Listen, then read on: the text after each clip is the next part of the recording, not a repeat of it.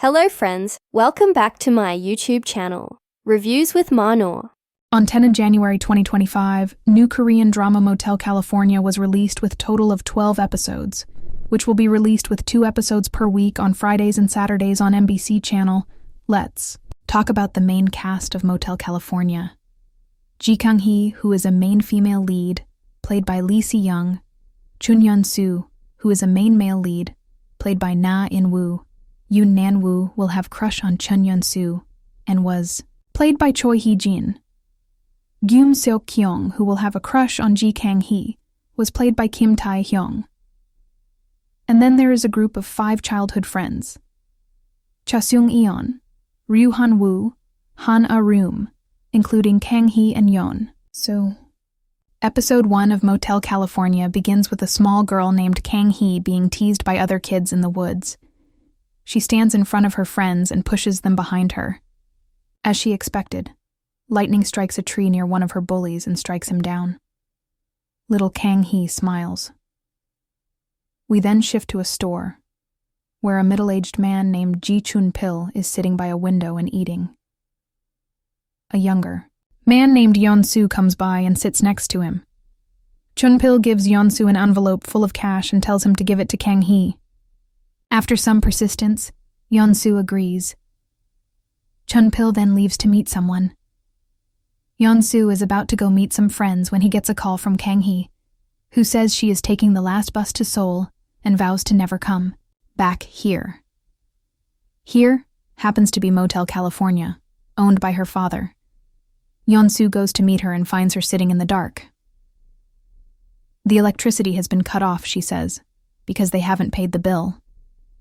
She takes Yeon-soo to her room where a giant teddy bear is sitting on the bed. Her father bought this insanely expensive teddy bear for her birthday. She turns 20 the following day. She then asks Yeon-soo if he's really not going to Seoul for college. He says he isn't, and that he has no ambition. Suddenly, she asks him if he'll sleep with her. She says she wants to be his first, and begins to kiss him. He asks if she won't leave if he sleeps with her, but she says she will. Internal monologues from both of them reveal that she wants to go somewhere. People won't know she's different. She tells him not to lose weight, and to not let anyone see him without his glasses. They indeed sleep with each other, and afterwards, Yeon-soo gives her the envelope her father sent. Funnily enough, Chun-pil has sent her a note telling her to use birth control. Yeon-soo then takes Kang-hee to the bus station. She tells him to sell the teddy bear and use the money for Charlie, a pregnant cat, after she's given birth. Kang-hee draws a small house on a soda can and leaves it behind for Yeon-soo as she gets on the bus and leaves. Fast forward to 2023, an older, thinner Yeon-soo is a veterinarian. We see him help a cow give birth to a calf. The farmer offers to find a match for him in return for the help, but Yeon-soo says he already has a girl he's going to marry. He says he goes up to Seoul every weekend to see her. Meanwhile, Kang-hee is working at a construction site. When the manager messes with her, calling her weak and mocking her fancy degree, she twists his arm to prove her strength. When he doesn't stop harassing her, she flips him off and quits the job. A woman who had come to visit the site watches Kang-hee. She approaches Kang-hee and introduces herself as Hwang Jung-gu, the new site manager who works at a company named Moment. She knows Kang-hee used to be an interior designer and tells her to interview at Moment. Kang-hee has been disillusioned by all the rejection she received for having a degree from a lower university. Jung-gu convinces her to trust her. Kang-hee goes to the Moment office, but the receptionist looks down on her and talks about her rudely to someone else on the phone. Kang-hee leaves the office but sees a vision of Yeon-soo staring at her. She agrees to go back. A flashback shows the two of them in their high school days. Yeon-soo convinces Kang-hee to go get ice cream with him. She realizes that every time an incident happens at the motel and the police are called, Yeon-soo does this. She asks him how he knows, and he says he doesn't. He just looks at her. At present, Kang-hee barges into the Moment office and gives the receptionist a piece of her mind. She then storms into Jung-gu's office and speaks to her directly. Jung-gu takes her to the company's CEO and convinces him to take her on for a project. He agrees to do so as an internship, before taking her on as a full-time employee. Kang-hee later asks Jung-gu why she is going to such lengths. Jung-gu says it's because the day they met at the construction site, Kang-hee thought she was a co-worker and gave her useful information about the shady goings-on at the site. She is now repaying that debt. Yeon-soo comes to Seoul and meets his friend, Han-woo, who ridicules him for coming to Seoul every time he gets a day off. He knows Yeon-soo is only visiting because of the small chance of him bumping into Kang-hee. At work, Young-gu makes sure the CEO takes Kang-hee with him for the client meeting. The client turns out to be Gyum Seok-kyung, a rich man who is commissioning a house for his friends. The CEO soon leaves, but Kang-hee stays to meet the friends who will be living in the new house. While they wait, Kang-hee and Seok-kyung head out for coffee, which coincidentally turns out to be the place where Yeon-soo and Han-woo are having coffee. Yeon-soo sees her but freezes. She's gone before they can look for her. Kang-hee and Seok-kyung meet the couple who will be living in the house, and she gets an idea of what kind of space they want. She makes her designs accordingly, but the CEO insults them in front of everybody. He essentially fires Kang-hee and says he'll reach out if he needs part-timers. As Kang-hee packs her stuff, Jung-gu speaks to the CEO and tells him she likes Kang-hee's design, but the CEO insults her as well and says this is why she was demoted from the design team. Kang-hee overhears the CEO calling her a B-grade designer and finally loses it. She enters, yells at the CEO, and leaves. She once again sees a vision of Yeon-soo on the street, but walks past him this time. On the train, she muses that she didn't leave Yeon-soo and come all the way to Seoul to live like this. As she walks home, it begins to snow. A flashback shows Yeon-soo and Kang-hee as little kids walking down the street. She tells him if he eats the first snow 10 times, he can marry his first love. He does so, and then asks her to marry him. Back in the small town, Yeon-soo stands on the roof watching the snow when a man urgently calls him. He rushes to the hospital and bids his ailing grandfather goodbye. At the funeral, nobody expects Kang-hee to show up, because she's been away for 10 years. But she does show up, and Yeon-soo is the first to reach her and hug her. It takes her a second, but she recognizes the man hugging her as Yeon-soo at the end of Motel California. Episode 1. Episode 2 of Motel California starts with Yeon-soo and Chun-pil at Yeon-soo's grandfather's funeral. Chun-pil knows he's waiting for Kang-hee to show up. A quick flashback shows Chun-pil, Yeon-soo, and some other friends surprising Kang-hee by singing happy birthday for her. She only seems to get annoyed, though, and walks away. Yeon-soo follows and says he will go wherever she goes for the rest of his life. When she asks why, he thinks that it is because he likes her, but he doesn't say it out loud. At present, Kang-hee is shocked to find Yeon-soo hugging her. She pays her respect to his grandfather when his portrait suddenly starts talking to her. He says he missed her, and Kang-hee, in turn, asks why he did that to her. But she lets it go since it's in the past. Yeon-soo's mother Soon-ja comes running into the room then and falls down. She's followed by her current husband. Yeon-soo realizes that Kang-hee has already left the hall.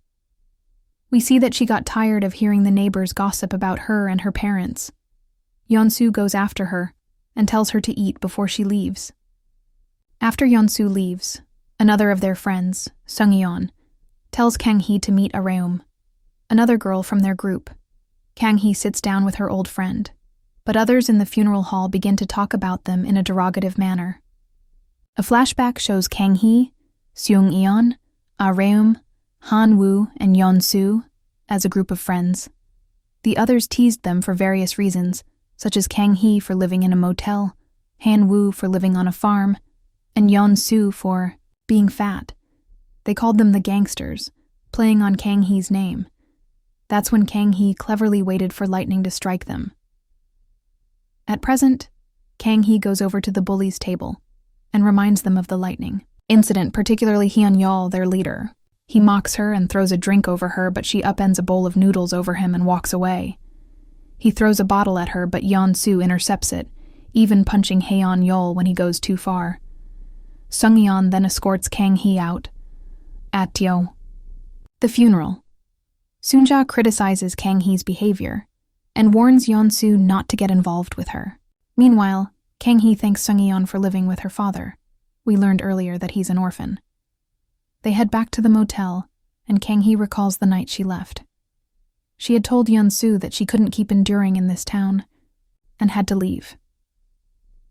Kang Hee returns to the Goshiwon, low-rent lodging with small rooms, where she's staying in Seoul. She gets a call from Seok-kyung and tells him she's resigned from Moment, quickly cutting the yo call. She suddenly remembers that she had gotten drunk after quitting her job, and Seok-kyung had called. In her drunken state, she had invited him over to her house, and he had arrived. Kang Hee meets Jung-gu, and we learn what happened. Esther had already seen Kang Hee's design, and she and Seok-kyung said they wanted her as the design head. Mr. Mok now asks Kang Hee to rejoin, but she refuses to work with someone she dislikes. Instead, Seok-kyung and Esther offer to pay her a lot more to work with them directly. She accepts the offer, but not the payment, because they've already paid her in self-respect as a designer. Esther then offers her friendship and invites Kang Hee to her wedding. Kang Hee goes back to the Goshiwon to find the pipes are not working and she can't take a shower. Ah Raeum calls her and asks if she can stay at Kang Hee's house in Seoul for a day or two. Kang Hee lies and says she's going on a business trip, but Raeum and Yeon-soo know that she's lying and doesn't work at Moment. The two of them then catch a girl named Nan-woo trying to set a group of dogs free from being tested. Yeon-soo helps her send them to a dog shelter that he started in veterinary school. Nan-woo is very taken by him, and later asks Ah Raeum if Yeon-soo has a girlfriend, and then if she knows what he's doing on Christmas Eve. Meanwhile, Kang Hee goes to Esther's wedding and pictures her own wedding with Yeon-soo.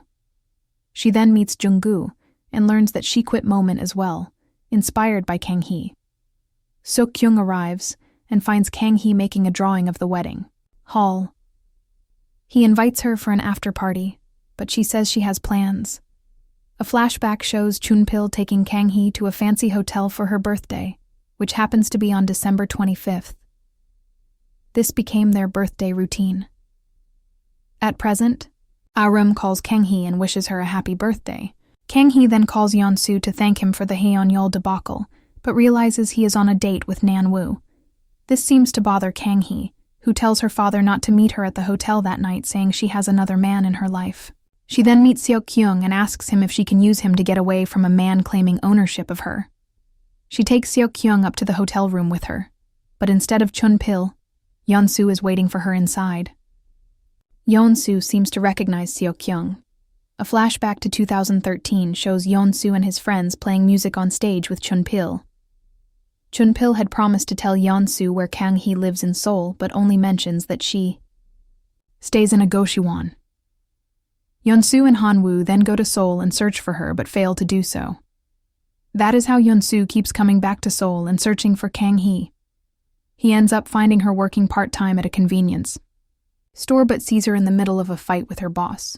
Seok-kyung is there and tries to help Kang Hee by sending her a video of the altercation. Kang Hee sees Yeon-soo and gives him a can of soda, ordering him to go back and not come see her again. At present, Seok-kyung is oblivious to the misunderstanding and tells Yeon-soo to transfer ownership of Kang Hee to him at the end of Motel California Episode 2. It's a review time. So far, this drama is going good with a strong female lead. Motel California. Episode 1 starts off quite well. It's light and breezy but spans so many years and so much between our two leads that it doesn't feel slow at all. We get a good sense of who these people are, particularly Kang Hee, her ambition, and all the disappointments that came with it. On the other hand, Yeon-soo seems sweet and kind, even if most of his personality seems to be made up of pining for Kang Hee. No complaints here, though. This is an enjoyable dynamic. Both Lee Se-young and Na In-woo are doing a great job, and their relationship comes across as familiar and comforting. Motel California Episode 2 throws a lot at us, but in a good way. Kang Hee bears the role of neighborhood troublemaker. Back from the city, she finds the tables turned on her career, and we learn about her birthday routine with her father. There's plenty going on, and the multiple flashbacks keep adding more context to these characters' current lives. For example, Yeon-soo and Kang-hee's stories are filled out and made more nuanced by the context of the rest of their friend group, particularly when we learn they were a group of underdogs banding together.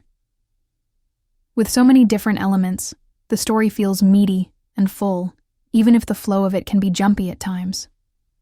You might need to connect a few dots yourself, but for the most part, Kang-hee's story is an easy one to invest in, and the supporting characters seem real and nuanced themselves. I am hoping we get more explanations of her behavior, particularly her detachment from her childhood friends and her curtness with Yeon-soo when he searches all of Seoul for her. That said, Lee Si-young portrays Kang-hee's fiery determination very well, and Na In-woo is extremely endearing, as the awkward Yeon-soo. If nothing else, watching this over 6-foot-tall man stumble around Kang-hee being love-struck is a reason to keep watching this K-drama. Stay tuned for more videos. Don't forget to like, share, and subscribe. Bye!